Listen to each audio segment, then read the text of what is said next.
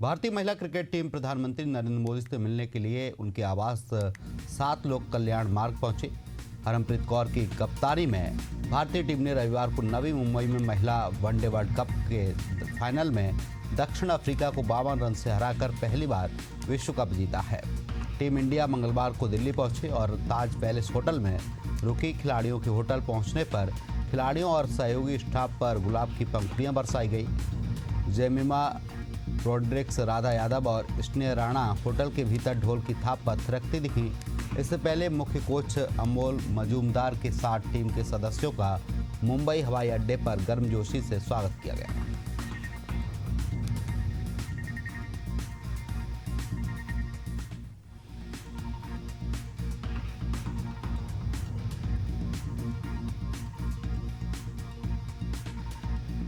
लोकसभा में विपक्ष के नेता राहुल गांधी ने कथित वोट चोरी का मुद्दा एक बार फिर उछाला है। उन्होंने दिल्ली में एच फाइल्स नाम से प्रेस कॉन्फ्रेंस का आयोजन किया। राहुल गांधी ने एक युवती की तस्वीर दिखाई। उन्होंने कहा कि युवती ने अलग अलग नाम से 22 जगह वोटिंग की। आरोपों के मुताबिक युवती ने कहीं सीमा, कहीं सरस्वती नाम से वोट डाले। राहुल ने सवाल किया कि यह ब्राजीलियन महिला हरियाणा की वोटर लिस्ट में क्या कर रही थी। उन्होंने कहा कि हरियाणा में 5 कैटेगरी में 25 लाख वोट की चोरी हुई, जिसके चलते कांग्रेस को हार का सामना करना पड़ा। इधर चुनाव आयोग ने राहुल को करारा जवाब दिया है। आयोग ने सवाल किया कि कांग्रेस के पोलिंग एजेंट मतदान केंद्रों पर क्या कर रहे थे। उस वक्त कांग्रेस ने आपत्ति क्यों नहीं जताई थी। मतदाता सूची के खिलाफ अपील क्यों नहीं दी गई थी।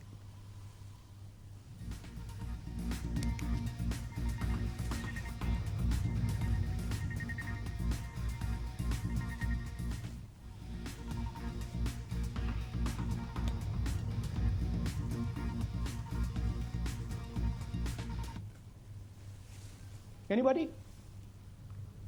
Goa? Maharashtra? North? Is she from Haryana? You sure? You're absolutely sure she's not from Haryana? Okay, but she votes 22 times in Haryana. And she votes in 10 different booths in Haryana. And she's got multiple names. Seema, Sweetie, Saraswati,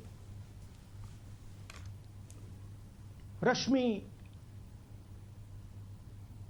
Vimla. Now what's interesting about this and why I'm opening with this slide? मैं सबसे पहले तो ये कहना चाहता हूँ कि पिछले पार्लियामेंट सत्र में एक महिला का तस्वीर लेकर के, मिंता देवी नाम की एक महिला का तस्वीर को टी शर्ट में छपवा करके पार्लियामेंट के परिसर में घूमते रहा और उसको इतना उछला। शाम तक वो महिला ने इतना डांटा कांग्रेस पार्टी को कि उसको उम्र को 124 बता करके जितना बदनाम किया। तो ऐसा नकली फोटोग्राफ, नकली नाम, नकली इशू लेकर के राहुल गांधी और कांग्रेस पार्टी समय समय में बोलते रहते हैं। आप सबको अच्छी तरह से मालूम है। हवाई यात्रा करने वालों के लिए राहत भरी खबर सामने आई है। एविएशन रेगुलेटर डीजीसीए ने एयरलाइन से टिकट से जुड़ी परेशानियों को खत्म करने के लिए नए नियमों का ड्राफ्ट नोटिफिकेशन जारी किया है। अब यात्रियों को टिकट में गलती या रद्द करने की स्थिति में बड़ी सुविधा मिलने वाली है। डीजीसीए ने इस ड्राफ्ट पर 30 नवंबर तक सभी स्टेक होल्डर्स से सुझाव और आपत्तियां मांगी हैं। यानी ये नियम लागू होने से पहले जनता और कंपनियों की राय भी ली जाएगी। ड्राफ्ट के नियमों के अनुसार 48 घंटे तक टिकट में बदलाव फ्री रहेगा। अब टिकट बुक करने के बाद 48 घंटे का लुक इन ऑप्शन मिलेगा। यानी बुकिंग के 48 घंटे के अंदर यात्री तारीख, समय या फ्लाइट बदल सकते हैं और इसके लिए कोई अतिरिक्त चार्ज नहीं देना होगा। नए नियम के अनुसार एयरलाइन को 21 कार्य अवधि के भीतर रिफंड देना अनिवार्य होगा, चाहे टिकट ऑनलाइन बुक हुआ हो, ट्रेवल एजेंट के जरिए हो या एयरलाइन के काउंटर से खरीदा गया हो। रिफंड की पूरी जिम्मेदारी एयरलाइन की होगी।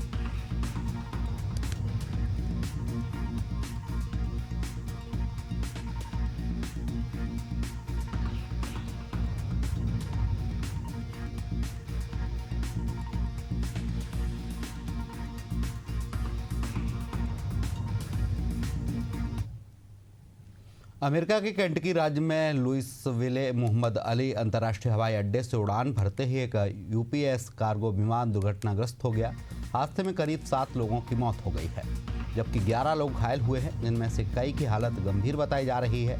दुर्घटना के बाद हवा में धुएं का बड़ा गुब्बार फैल गया और प्रशासन ने आसपास के इलाकों को खाली करवाया है। गवर्नर एनडी बेशियर ने घटना को विनाशकारी बताया और मृतकों की संख्या बढ़ने की आशंका जताई है। हादसे का वीडियो सामने आया है, जिसमें विमान आग के गोले में बदलता दिख रहा है।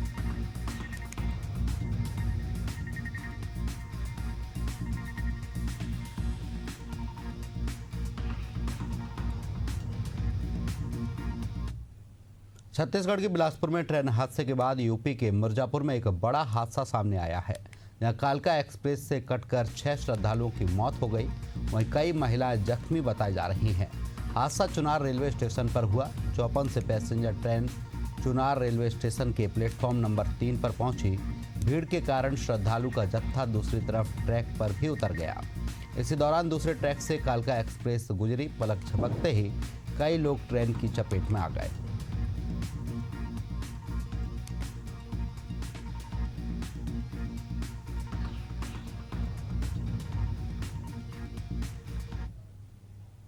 देव दीपावली के पावन अवसर पर वाराणसी के गंगा और वरुणा नदी के तट पर अलौकिक प्रकाश से सरोवर हो गए हैं। इस साल 25 लाख से अधिक दियों की भव्य सजावट ने पूरे शहर को एक दिव्य आभा से ढक लिया है। मुख्यमंत्री योगी आदित्यनाथ ने नमो घाट पर पहुंचकर मां गंगा और बाबा विश्वनाथ का विधि विधान से पूजन अर्चन कर प्रदेश की सुख समृद्धि की कामना की। लाखों दियों की जगमगाहट ने काशी की प्राचीनता और आध्यात्मिकता को एक नए आयाम से जीवंत कर दिया है।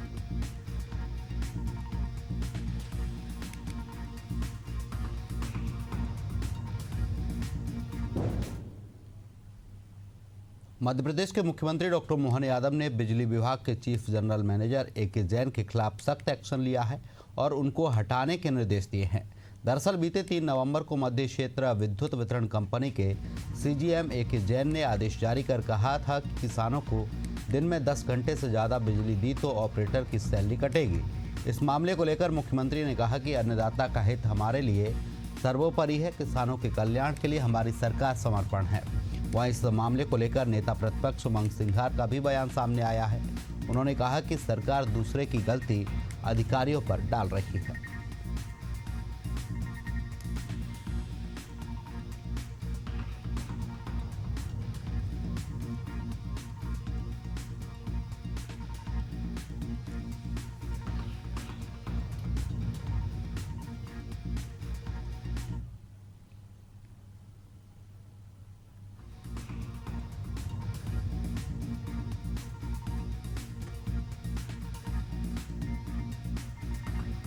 देखिए, ये हमारी सरकार है जो किसानों के प्रति प्रतिबद्ध है। हमने कहा कि 10 घंटे निर्बाध गति से बिजली देना चाहिए तो देंगे, और कोई अधिकारी उल्टे सुल्टे अगर पत्र निकाल देता तो उसके खिलाफ भी कार्रवाई करेंगे। और रही बात 10 घंटे बिजली की बात, तो 10 घंटे सरकार, जहां एक तरफ 24 घंटे बिजली की बात करने वाली सरकार आज 10 घंटे की बात कर रही। किसान से पूछो, कोई मंत्री जाए तो सही क्षेत्र में कि 10 घंटे किसान को कंटिन्यू बिजली मिल रही कि नहीं। किसान को ना बिजली मिल पा रही, ना खाद मिल पा रहा है, ना धान मिल पा रही। ये सिर्फ चिट्ठी पे चिट्ठी निकालते हैं। मध्य प्रदेश के ग्वालियर से एक बड़ी खबर सामने आई है, जहां बड़ा गांव इलाके में बने एक सेंटर में 26 बच्चों को कथित तौर पर धार्मिक शिक्षा दिए जाने का मामला उजागर हुआ है। बताया जा रहा है कि बच्चे न सिर्फ मध्य प्रदेश बल्कि ओडिशा, झारखंड, छत्तीसगढ़ और यहां तक कि केरल से लाए गए हैं। इन बच्चों को धार्मिक ग्रंथों की पढ़ाई कराई जा रही है, साथ ही उन्हें आध्यात्मिक प्रशिक्षण भी दिया जा रहा है। यानी आगे चलकर इन्हें रिलीजियस इंस्ट्रक्टर्स यानी धर्मोपदेशक बनाया जाना है। बताया जा रहा है कि इस मिशनरी संगठन का खास ध्यान आर्थिक रूप से कमजोर और आदिवासी परिवारों पर रहा है। बच्चों की बेहतर शिक्षा और उज्जवल भविष्य का वादा कर इस कार्यक्रम से जोड़ा जा रहा है। प्रशासन अब इस पूरे मामले की जांच में जुट गया है। धर्म परिवर्तन की जमीन तैयार करने के इस खेल ने प्रदेश में हलचल बढ़ा दी है।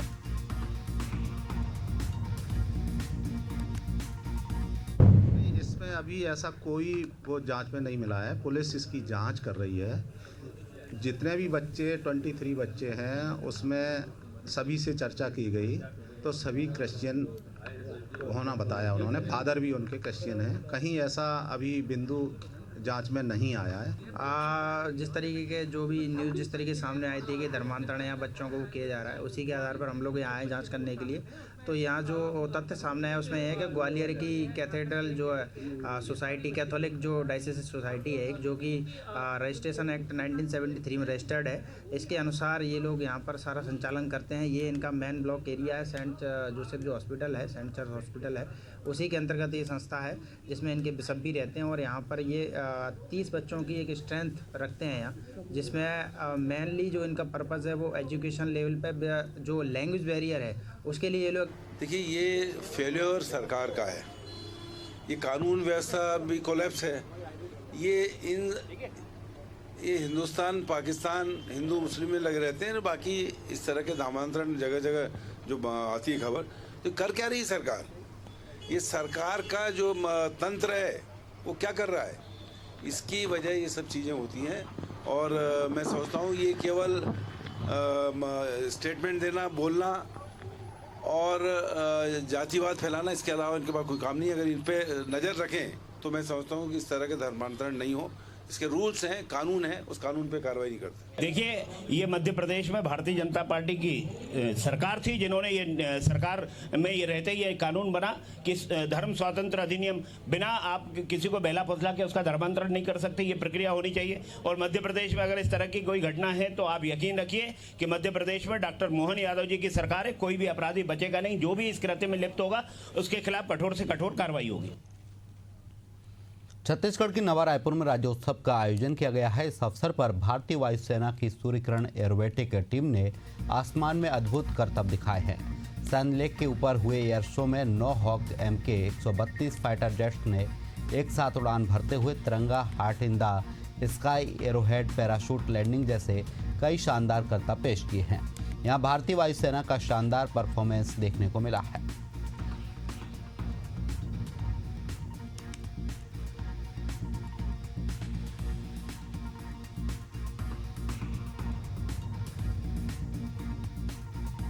देव दीपावली के पावन अवसर पर वाराणसी के गंगा और वरुणा नदी के तट पर अलौकिक प्रकाश से सराबोर हो गए हैं। इस साल 25 लाख से अधिक दियों की भव्य सजावट ने पूरे शहर को एक दिव्य आभा से ढक लिया है।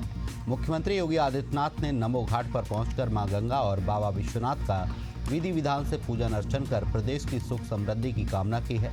लाखों दियों की जगमगाहट ने काशी की प्राचीनता और आध्यात्मिकता को एक नए आयाम से जीवंत कर दिया है।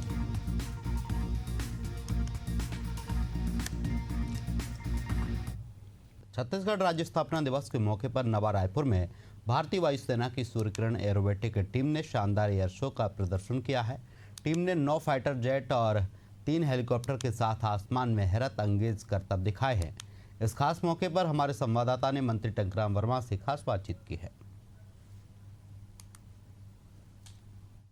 छत्तीसगढ़ की राजधानी नवा रायपुर में सेंस जलाशय में जहां एयर शो के जरिए अपना विशेष कर्तव्य एयरफोर्स ने दिखाया, वहीं तमाम मंत्री, विधायक, सांसद के साथ राजधानी रायपुर के साथ छत्तीसगढ़ की हजारों की संख्या में जो है पब्लिक मौजूद थी। यहां पर बहुत सारे लोग आप देख सकते हैं कि किस तरह से जो है वो लोग यहां पर मौजूद थे। सारे लोग यहां पर थे और जो है बारी बारी जो है इस कर्तव्य को दिखाया। छत्तीसगढ़ के एक सुपुत्र ने भी जो है इस कर्तव्य को दिखाया है। हम जो है कुछ मंत्री और विधायकों से जो है वो बात करने की कोशिश करेंगे। मंत्री टंकराम वर्मा जी है, वर्मा जी से हम बात करने की कोशिश करेंगे। पूरी परिवार के साथ टंकराम वर्मा जी ने जो आज इस खास शो का आनंद लिया है। हमारे साथ इस वक्त जो है टंकराम वर्मा जी मौजूद है। हम उनसे बात करने की कोशिश करेंगे कि ऐतिहासिक पल का जो है वो लगभग 1.5 दशक के बाद ये एयर रोबोटिक्स शो का जो है वो आयोजन किया गया। मंत्री जी, आप चलिए बहुत बहुत बधाई देते हैं, बहुत बहुत बधाई देते हैं। युवाओं के लिए, स्टूडेंट के लिए बहुत बड़ा प्रेरणादायक रहा। सबको बहुत बहुत बधाई। तो जो है युवाओं के साथ ही तमाम वर्गों के जो है लोग यहाँ पर देखने को शामिल हुए। कैमरामैन योगेश जायसवाल के साथ नदीम मेमन, एशिया न्यूज़ रायपुर। छत्तीसगढ़ राज्य स्थापना दिवस के 25 वर्ष पूरे होने पर राजधानी रायपुर में बुधवार को देशभक्ति और रोमांच के रंगों में रंग गया। कार्यक्रम में भारतीय वायुसेना की सूर्यकिरण एरोबेटिक टीम और आकाशगंगा पैराट्रूपर टीम ने पहली बार रायपुर के आसमान में अपने कौशल का अद्भुत प्रदर्शन किया है। इस मौके पर हमारे संवाददाता ने कैबिनेट मंत्री गुरु खुशवंत साहिब से खास बातचीत की है। छत्तीसगढ़ में ऐतिहासिक और रोमांचक एयरफोर्स का कोर्स सूर्य किरण की जो टीम है अपना करतब दिखाई। हमारे साथ इस वक्त मौजूद है कैबिनेट मंत्री गुरु खुशवंत साहब जी। साहब, एक ऐतिहासिक क्षण जिस वक्त एयरफोर्स ने अपना रोमांचक करने वाला करतब दिखाया, आप सब मौजूद थे, छत्तीसगढ़ की काफ़ी जनता मौजूद थी, कैसा लगा? एयरफोर्स की जो सूर्य किरण की टीम है, हमारे जो राज्योत्सव का उत्सव चल रहा है उसमें आज जो ये एयर शो किया, इसमें कहीं ना कहीं इस राज्योत्सव को 4 चांद लगा दिया। और इसको देखने के लिए आप देख रहे हैं पूरे छत्तीसगढ़ की जनता उमड़ पड़ी है, पूरी चारों तरफ लाखों लोग यहाँ पर इकट्ठे हुए इसको देखने के लिए। और हम इसके लिए पूरे एयरफोर्स को, भारतीय वायु सेना को हृदय से धन्यवाद देते हैं। और माननीय मुख्यमंत्री विष्णुदेव साय जी, हमारे उपराष्ट्रपति जी को विशेष हृदय से धन्यवाद देते हैं जो इतना अच्छा कार्यक्रम उन्होंने किया। और मुझे लगता है आज इसको जो लोग देखे होंगे, ऐसे कई युवा साथी जिनके मन में ये इच्छा जागृत हुई होगी कि अब मैं भी एयरफोर्स में जाऊंगा और देश की रक्षा के लिए मैं भी। छत्तीसगढ़ का एक बेटा पिथौरा का रहने वाला भी शामिल। ये हम सब के लिए बड़ा ही गर्व का क्षण रहा जब उन्होंने जिस प्रकार उनको हम लोगों ने चलाते हुए देखा इस प्लेन को, और उसके बाद जिस प्रकार उन्होंने कहा छत्तीसगढ़िया सबले बढ़िया जय जोहार, तो हम सब का जो सीना है चौड़ा हो गया। गर्व से हम सब कहीं ना कहीं प्रफुल्लित हो गए और इसके लिए हम बहुत धन्यवाद देते हैं। और उस युवा साथी को हम सब उसके साथ हैं, वो छत्तीसगढ़ का नाम रोशन करे पूरे भारत देश में और भारत देश का नाम पूरे विश्व में करें। तो ये हमारे साथ गुरु खुशवंत साहब जी जो उस क्षण का भी जिक्र कर रहे थे जिस वक्त छत्तीसगढ़ का बेटा जो है जब आसमान पे जय जोहार का नारा लगाता है तो निश्चित रूप से हम सब के लिए वो गौरव वाला पल होता है। कैमरामैन पंकज साहू के साथ नदीम में, मनीष न्यूज़ रायपुर। मध्य कश्मीर, बद्रीनाथ, केदारनाथ, किन्नौर और लाहौल घाटी में सर्दियों का अद्भुत नज़ारा देखने को मिल रहा है। बद्रीनाथ धाम और आसपास की चोटियों को बर्फबारी ने सफ़ेद चादर से ढक दिया है। बर्फ के बीच सुनहरा चमकता मंदिर अद्भुत शांति और दिव्यता बिखेर रहा है। केदारनाथ धाम ने भी बर्फ की सफ़ेद चादर ओढ़ ली है। ऐसा ही अद्भुत नज़ारा किन्नौर, मध्य कश्मीर और लाहौल घाटी से भी सामने आया है।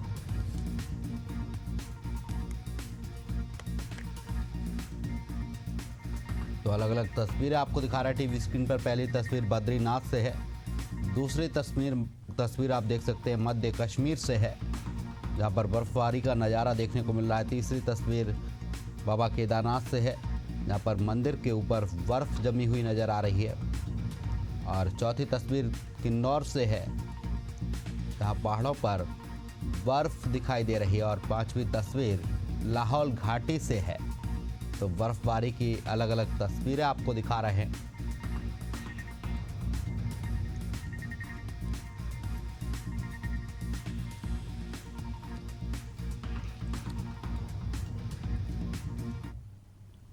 मध्य प्रदेश के इटारसी में कार्तिक पूर्णिमा के मौके पर बांद्राभान में मेले का आयोजन किया गया है। कार्तिक मान्यता के अनुसार नर्मदा और तवा नदी के संगम स्थल बांद्राभान में स्नान करने का विशेष महत्व है। 3 दिनों तक चलने वाले इस मेले का इतिहास लगभग 200 साल पुराना बताया जाता है। यहाँ स्नान करने से पापों से मुक्ति मिलती है, इसलिए दूर दूर से श्रद्धालु स्नान करने के लिए पहुँच रहे हैं। दिन भर में तकरीबन 150 से 2 लाख लोग यहाँ स्नान करने आते हैं। मेला हमारे बहुत वर्षों से लग रहा है और नर्मदा पुराण में भी हमारे इस घाट का बहुत महत्व बताया गया है। जिन लोगों की मान्यता होती है वो यहाँ पर ढाल वगैरह चढ़ाने आते हैं और बहुत दूर दूर से पूरे जिले भर से, हमारे प्रदेश भर से यहाँ पर श्रद्धालु मां नर्मदा में संगम पर डुबकी लगाने आते हैं। बांद्राभान का ये बहुत पहले से ये पूर्णिमा पर हमेशा लगता है। यहाँ पे बहुत वर्षों से पहले तो मतलब क्या बहुत बैलगाड़ी से आते थे, अब ये बदलाव आ गया तो आदमी क्या है कि सब अलग अलग साधनों से आ रहे हैं। तो पहले क्या दाल बाटी बनाते थे और बढ़िया 2 दिन से 3 दिन का मेला रहता। हम देवता को लेके आते हैं और स्नान करा के लौट जाते हैं और जो अपनी श्रद्धा है वो पूर्ण हो जाती है आने से। अनंत वर्षों से यहाँ पर ये मेला लगाया जा रहा है। पूर्व काल से तिवारी परिवार द्वारा यहाँ श्रीमद् भागवत का मूल पाठ किया जा रहा है।